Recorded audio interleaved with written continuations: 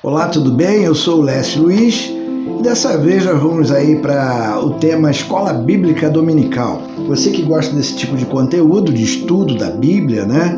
Fica com a gente. Tenho certeza que você vai gostar do assunto de hoje.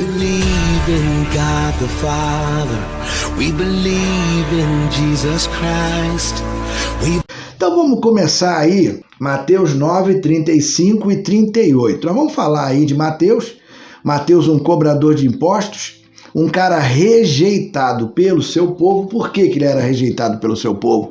Porque ele era considerado traidor. Os cobradores de impostos, eles eram como se fossem funcionários de Roma, eles tinham um acordo com o império. Então eles que tinham todo o conhecimento da rotina dos judeus, estavam ali, tinham nascido ali e tinham mais acesso às pessoas para poder arrecadar dinheiro e levar para Roma. Tá, até aí tudo bem, né? Vamos trabalhar na prefeitura da cidade, vamos arrecadar impostos, tudo bem, mas agora os cobradores de impostos, eles pegavam os impostos um pouquinho a mais do que deveria ser. Se você vai pagar 50 é meu e 50 é do Estado. Então eles eram traidores, porque eles colocavam uma carga maior ainda sobre o seu próprio povo, e isso era permitido por Roma, contanto que chegassem os impostos lá, né? Então ele ia pegar lá, os pescadores pescaram tanto, né? Então uma parte do lucro dos pescadores ele tirava para ele, tirava para Roma também. E percorria Jesus todas as cidades, aldeias, ensinando nas sinagogas deles e pregando o evangelho do reino e curando todas as enfermidades e moléstias entre o povo, e vendo as multidões, teve grande compaixão delas, porque andavam cansadas e desgarradas, como ovelhas que não têm pastor. Então disse aos seus discípulos: a seara é realmente grande, mas poucos os ceifeiros. Ou seja, é muita gente para a gente evangelizar e tem poucas pessoas dispostas a fazer isso. Então vamos pedir aí, rogai a Deus para que mande mais ceifeiros. Qual um dos motivos que leva uma obra, ou seja, uma igreja, a dar crescimento? Obreiros. Então vamos lá. Aí a gente vê aqui que nesse capítulo 9 de Mateus, antes de Jesus falar isso com os seus discípulos, Jesus já tinha curado muitas pessoas, né? E ele diz: vocês estão vendo aí? Essa agora é a minha interpretação. Olha quanto trabalho que tem para ser feito. Mas eu sozinho, né, não vou conseguir. Então, e nem vocês também. Então vamos pedir aí ao Senhor para que mais trabalhadores venham para essa obra. Então vamos lá. Mateus foi chamado por Jesus, e essa é uma lição muito importante para nós. Devemos deixar os nossos preconceitos de lado e salvar as almas perdidas. O que é preconceito? Já está dizendo ali antes, né? Conceito. Então você tem conceito antes de conhecer aquela pessoa. Você às vezes vê lá o mendigo e aí acha que o mendigo não vai querer a palavra de Deus. Mas quem somos nós para dizer quem é que merece, quem é que pode, quem é que vai ser, quem é que não vai ser, né? Então cada um tem seu momento. Se você está tendo esse momento de ouvir essa palavra agora, esse é o seu momento. Os 3 pilares básicos que sustentam a obra missionária: oração, contribuir, ou seja, né, dinheiro, gente. Não tem como viajar sem dinheiro, então vai ter que pagar a passagem, né, vai ter que fazer investimento nos missionários e alguém para ir. Se você não vai, outra pessoa precisa ir. Então, se eu não vou, eu vou contribuir para que essa pessoa vá. Então, a obra missionária precisa desses 3 pilares muito importantes. O ir pode ser ir do lado da sua casa e falar com o vizinho ali, né? Que Jesus Cristo salva, que Jesus Cristo é amor, né? Que ele pode restaurar a sua casa, restaurar a sua vida, te dar alegria e muita paz, né? Quer dizer, essas coisas só Deus pode dar pra gente. Alegria e paz. Amém? Então vamos lá. Tem coisas passageiras que dão alegria também, né? O dia do pagamento dá alegria, né? Mesmo que ele seja, que alívio, vem aqui, pagou a continha, mas aquele momento é alegria. Mas não é essa alegria momentânea, não. É uma alegria eterna, né? De comunhão com Deus, é a certeza. Essa, só Ele pode dar pra gente. Então vamos lá. E vendo as multidões, moveu-se com compaixão delas, porque estavam exaustas e dispersas como ovelhas que não têm pastor. Então Jesus percebe ali nas pessoas o cansaço delas, de sofrimento, porque aqueles que eram responsáveis de guiar o povo de Deus, que eram os sacerdotes, não estavam cumprindo com o seu papel. Venham a mim todos vocês que estão cansados e sobrecarregados, e eu vos aliviarei. Tomem sobre vocês o meu jugo e aprendam de mim, porque sou manso e humilde de coração, e vocês acharão descanso para a vossa alma. Descanso para a vossa alma, porque o meu jugo é suave e o meu fardo é leve. Tem que anotar essa passagem na Bíblia. Vou deixar na descrição do vídeo, tem que anotar. Jesus chama aqueles que estão cansados para ele. Agora a gente colocou aí a imagem de um missionário, John Knox. Ele foi ministro, teólogo, escritor escocês que liderou a reforma protestante na Escócia. Ele foi o reformador da Igreja da Escócia e o fundador do presbiterianismo em 1514, 24 de novembro de 1572, ou seja, morreu em 1572, né? John Knox, ele foi um grande missionário e ele revolucionou, né? Ele aprendeu algumas coisas com Calvino, né?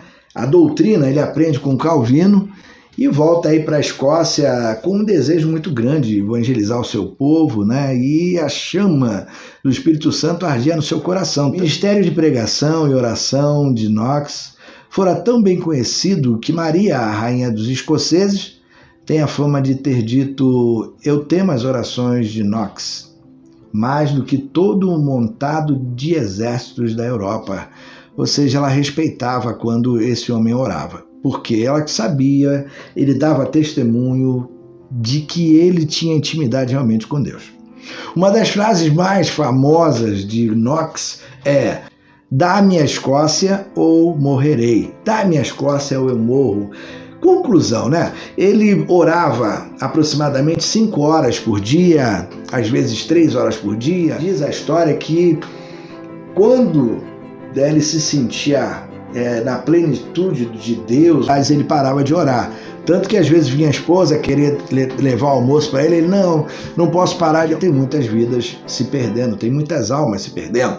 E esse pedido dele aí, dá-me a Escócia ou eu morrerei, foi atendido. A Escócia, ela se transformou num país cristão, né?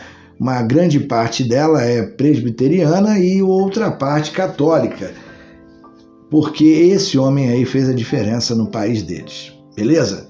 Agora vamos para outro parágrafo aí. A igreja em missão e em oração.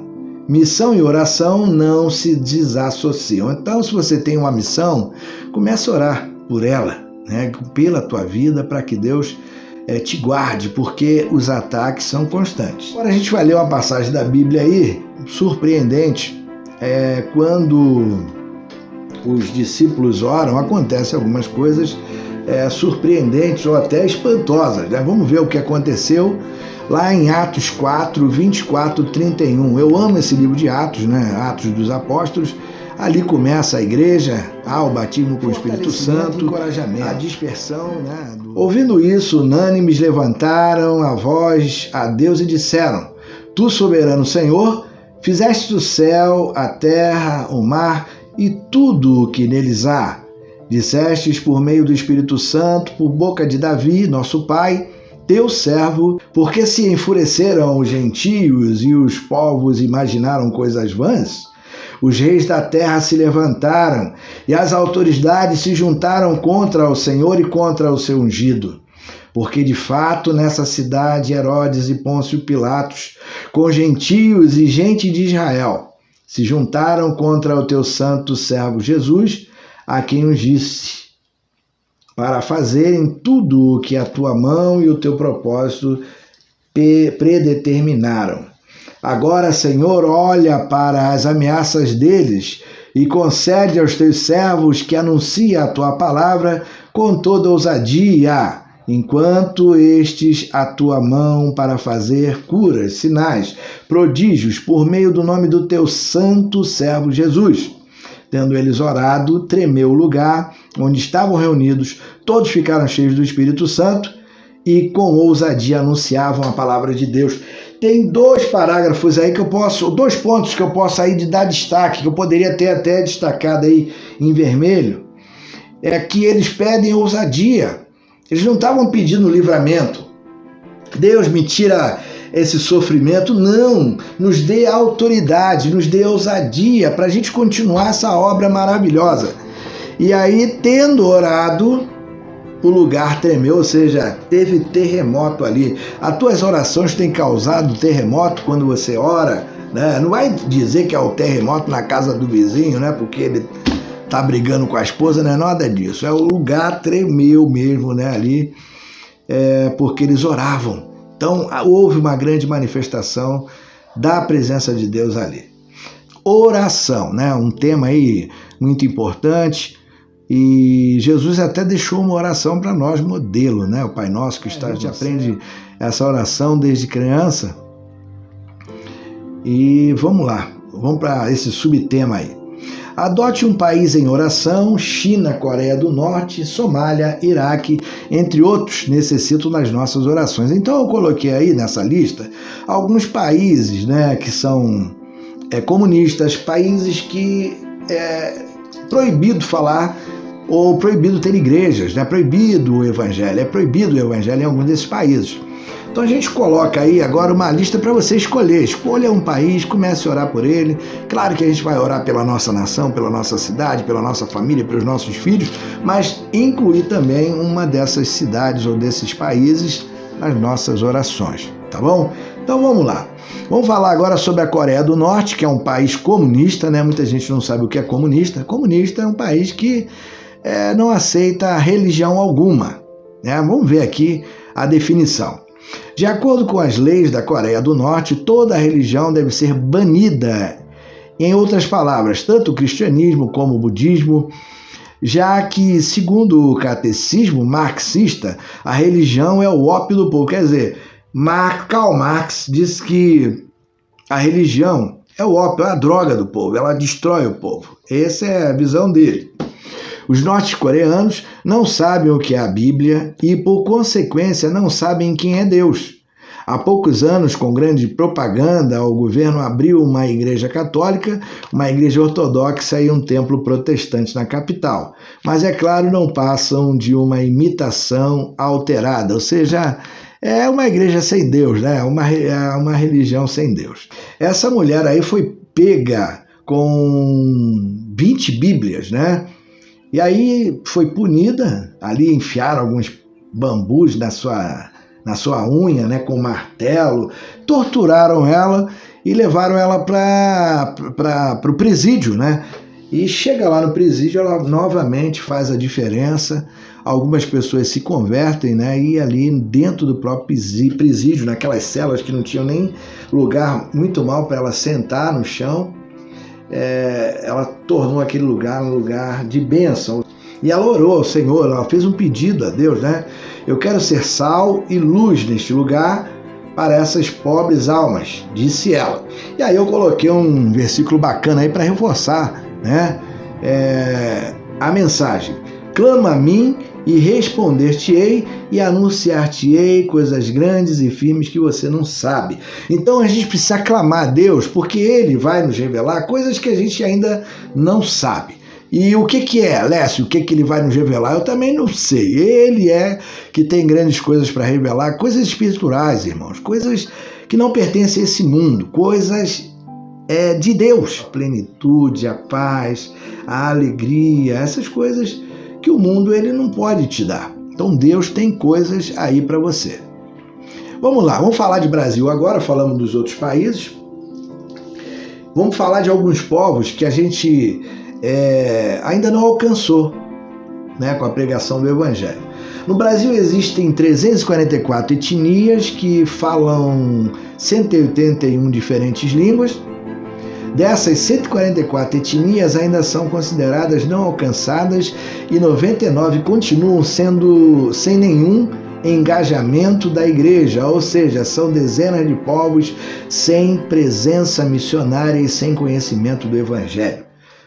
Os povos indígenas, então, pessoal, a gente às vezes vê os índios mais próximos aqui, mas tem muitos aí isolados e não tem conhecimento do Evangelho. Então vamos pedir a Deus por essas pessoas também, e se você tem um chamado, vamos começar aí a pregar a palavra por dentro desse Brasilzão. Mas você vai se surpreender com alguns números em relação a outras etnias. Os ribeirinhos, 1 milhão de ribeirinhos com pouco ou nenhum conhecimento de Jesus Cristo. As pesquisas mais recentes apontam a ausência de igrejas em cerca de 10 mil comunidades. Vamos falar dos ciganos agora. Os ciganos também, esse povo que um dia está aqui, são um povo nômade, né? Existem alguns ciganos também que vivem na cidade, mas a grande parte deles são nômades, né? Eles ficam temporariamente num local e depois vão para outro. Por isso é difícil também, porque eles não criam laços, e aí as pessoas para se aproximar já são mais difíceis, eles vivem mais entre eles mesmos. Vamos ver lá.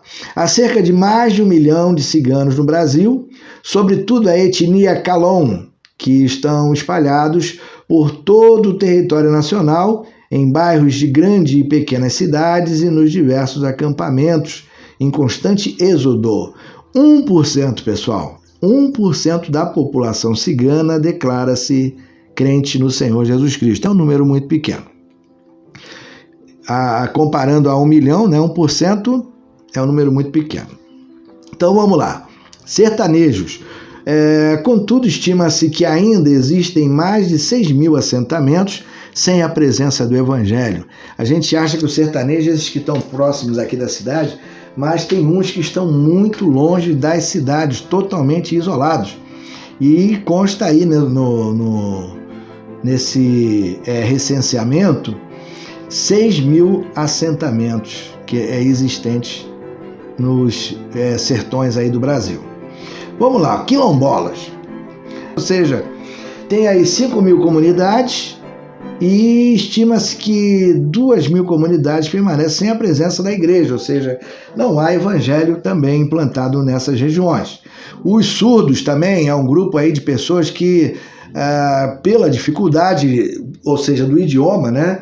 A Libra é um idioma, e quem não conhece esses idiomas, alguns acham que é mímica, mas é um idioma. Quem não tem conhecimento não consegue aí falar com eles ou se comunicar com eles de forma eficaz. Então precisamos também orar a Deus para que mande aí ceifeiros, ou seja, obreiros, para trabalhar dentro dessa área dos surdos. Tá? Então vamos ver aqui os números. Menos de 1% dos surdos declaram sua fé no Senhor Jesus. Então, novamente, aí menos agora de 1% dos surdos declaram sua fé em Jesus Cristo. E deixei ali mais uma observação em relação a outros grupos, ou seja, os mais ricos também têm dificuldade do seu evangelho chegar até eles. E aqueles que são os mais pobres também, o evangelho também tem dificuldade de chegar a eles. Mas aí tem a questão do preconceito, tem a questão de acessibilidade. Às vezes nós não temos acesso aos bilionários, não chegamos perto deles. E por isso, às vezes, a gente não consegue pregar o evangelho para eles. Vamos lá. Como igreja de Cristo, o que faremos em relação a esses números? O que a gente precisa fazer? Essa é uma pergunta.